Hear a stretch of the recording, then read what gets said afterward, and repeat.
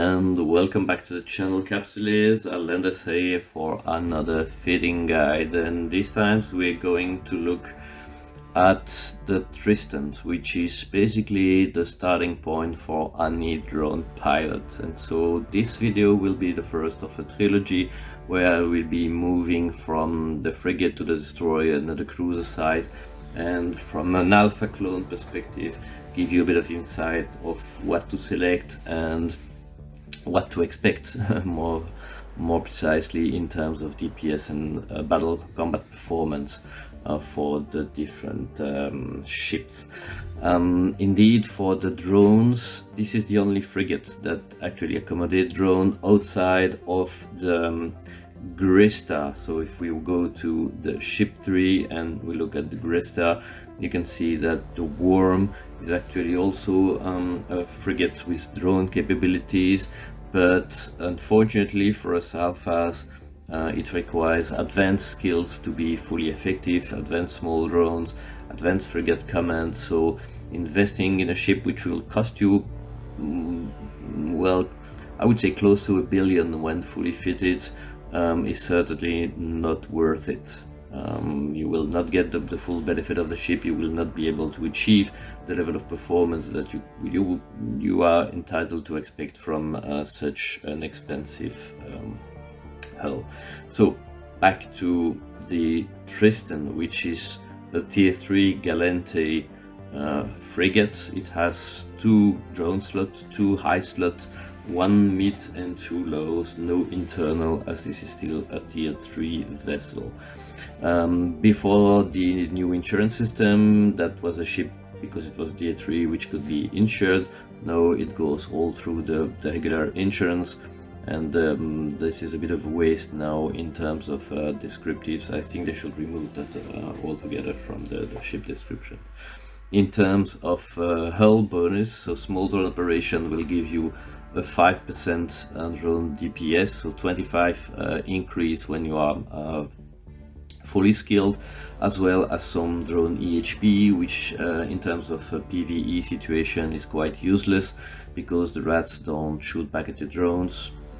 Could be useful if you intend to use the hull for PvP, but to be honest, there are better ships for PvP, both in terms of frigates and in terms of drone ships. I would certainly prefer moving into a destroyer class for PvP operation, just to make sure that at least I can fit some Webify scramblers and be able to lock my target. Frigate command bonus will give you a small boost into its tracking speed for your railguns. What is really interesting to note is that basically you don't get any bonus to any kind of weapon DPS outside of the drone, of course, but means that you can fit in there anything that's fancy you. If you're coming from a laser, from missiles, or from railguns or autocannons, anything that basically can be fitted into the hull, and it will give you more or less the same overall performance in there. So let's look now at how to fit the ship. So as I said, the high slots are fairly open. You can put railguns and benefit from the increase in tracking speed. Subnose is what will give you the most DPS. You will be around 110 depending on your skill level, of course, but for me this is basically like 10 DPS increase from what is currently showcased here. I did prefer to go for the small autocannons because basically 2 reasons. One, the damage type, which is much more broad. I get thermal to go through shields, and then kinetic and explosive, which are going to shred armor. Whereas for the small those railguns, you get only the thermal and the kinetics, which are kind of too narrow band for me. And also because I'm using the autocannon, which are mainly focusing on armor, then I can focus the drone on the shield sorry, and get a bit of better combo. That is something that I always try to do when I have the option for is to synergize the drone DPS with the high slot weapon DPS, and in this case this is a very good combo. The drone will take care of the shields supported by the autocannon, and then the autocannon will shred armor supported by the drone. So that's the first point. The second is that the optimal range, both for the sub-nose as well as for the small autocannon, is quite narrow, but the accuracy fall off on the small autocannon is a bit more forgiving. So you will be able to orbit at 4, maximum 5 kilometers and still dish out most of your DPS, whereas for the railguns you will need to pay very careful attention to your optimal range and your orbiting, because otherwise you will very rapidly lose the DPS. So high slot, personally I go autocannon, but you could put in small lasers, small pulse laser will give you the same DPS. Missiles work as well. One thing as well which is nice about both missiles and autocannon is that they are not going to eat up on your cap, so you can keep firing them. There is no capacitor cost to activating them, compared to the laser, which are quite power hungry, and the railguns, which sort of stands in between. You can see that the ship is capacitor stable. This is only because on the mid slot I put a small energy Nosferatu, and so there again you will need to look at the optimal range. As I said, 4 to 5, optimal for the autocannon, optimal for the Nosferatu, and that means that you will be able to use the shield booster more or less permanently with your afterburner. You will be cap stable for the encounters, and this is why I do like the combo for the autocannon. It's a bit more forgiving on your cap management. It's a good combo in terms of damage type with the drones, and so for me this is the most versatile that you can get with the ship. As I said, for the drone slot, well, 2 drone slot with electromagnetic, so the acolyte, just to make the correlation with the high slot choice. So if you choose something else for your main weapon, just change the drone DPS to match and get the synergy as I explained earlier. On the low slot, well, not much to say. You absolutely need an afterburner because you will be speed tanking encounters. So this is a small Mark V. I didn't have anything better in there. With that I'm able to reach about 1.1k meter per second, which is sufficient for speed tanking anyway, even coping with a webby fire here and you will still be able to manage decent speed tanking.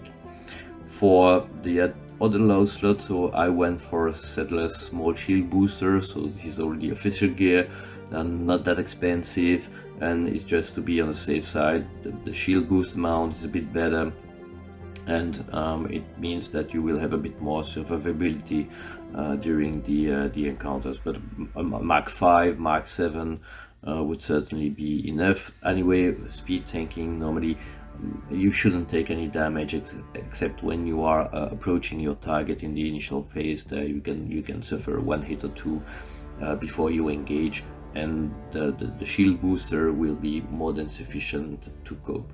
So if we look at the defense profile, even though this is a Galente ship, so you see that we have like 450 shield hit points, you get a bit better in armor, so 530. So potentially you could consider removing the shield booster for an armor repair. That would be nice as well. I do prefer the shield booster because you eat up your shield before going into armor. So if you let the shield down to get into the armor and repair it, there's only the structure that will protect you in case of any issues, and you can see that you still have some structure to absorb any mishandling that would happen during combat. Capacitors, so as I said, capacitor stability is achieved only because of the Nosferatu. So if you remove the Nosferatu, you will have something which is far less cap stable than that. So I don't think you can replace it with anything else. Targeting wise, you get fairly good targeting. Signature radius is a bit large for frigates, so 36.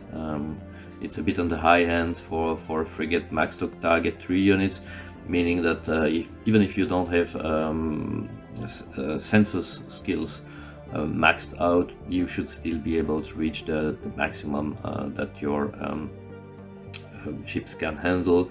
And as I said, for the navigation, so we are already close to 500 meter per second native, where with the afterburner on we move up to 1.1 K. And so that is basically it for the ship in itself.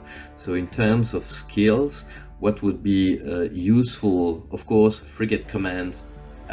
Yes, it will give you some bonuses and some more maneuverability, so it will make the ship a bit more nimble. Afterburner would be nice as well, because it will ease up the cost of using your afterburner in terms of cap management. Shield operation or armor operation, nice to be high as well, because it will help you manage any incidental damage that you can take during encounters. Frigate defense upgrade will just boost your overall armor and shields hit points. And if we move to the engineering part, this is basically going to improve your overall cap, because you have seen that the rig itself, we don't need additional capacity to fit modules in there. Targeting wise, yes, target management is always nice, but it's not essential, as you can only look anyway more than 3 targets with this vessel. As regard the weapon, well, it will depend on what you fit on the ship. So for me, you see small cannon, I'm only at 4, small cannon upgrade also at 4, so potentially I could get a bit more DPS if I would to I was to train that to 5. Drone wise, of course, I'm more of a drone pilot, so I'm 5'4". Again, potentially some DPS to get from moving to small drone upgrade 5. In that, the only point that I would like to draw your attention to is that basically for this ship you don't need to have the drone skill maxed out. You don't need even to have any point in there, because naturally you can have 2 drones that you can handle and manage, so you don't need anything there, as the drone will give you only a control range bonus, but you don't need it, because anyway you will be orbiting at very close range, and you don't need additional drone control number because you already have the 2 standards, and that is all what you need for the Tristan. So skill wise, this is basically what you need. So if we look at the ship cost, and I'm gonna use the insurance part. You can see here we're looking at a ship which is costing 1.5 million fully equipped. You can potentially go a bit lower if you have Mark 5 equipment, especially the shield booster. If you have only Mark 5 or Mark 7, that will lower the overall cost of the hull. But we're looking at something which is a fairly cheap in the overall. So in terms of combat performance, well, basically you will see I have added 2 encounters, one which is a tier 4, one which is a tier 5. It can certainly handle tier 6, and I've seen some other videos showcasing the Tristan in tier 7 encounters and being able to manage.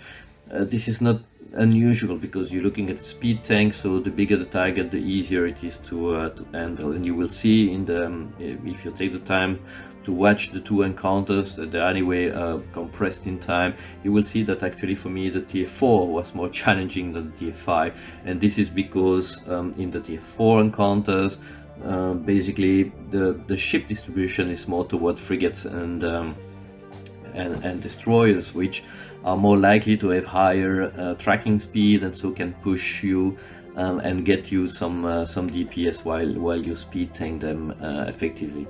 And you will see that I was a bit semi-AFK and lazy in these tier 4 encounters, and I paid it in the last wave where I had to warp out and a beacon before coming back. But it is doable, more than doable. You just need to pay attention to what you're doing. The tier 5 was really PC easy, so nothing to say. You take out the primary target, which are the small ships, and then you're left out with the cruisers, and the cruisers, they cannot hit you once you start orbiting them at 1.1k. So it's fairly straightforward and easy. I also choose to get a Mar encounter, so I was in a very defavorable situation because Amar ship are using lasers, and lasers are very good against shield. So as I was shield tanking with this one, this was a bit of a discomfort as well, which potentially explained also why on the tier 4 I was so I didn't manage as well as I was hoping for. Otherwise, that's all for me, guys. So if you enjoy the content, just a thumb up or subscribe to the channel if you like content. Leave a comment if you have some question or want me to showcase other ships. As I said, I'm gonna go around for the alpha clone all of the ships that are available to you and try to identify which one would work best and make the best money per hour for an alpha, and see whether even you can sustain an omega account for free starting from the alpha, and so not investing any bucks in this game. See you in the next episode. Take care and fly safe in the meantime.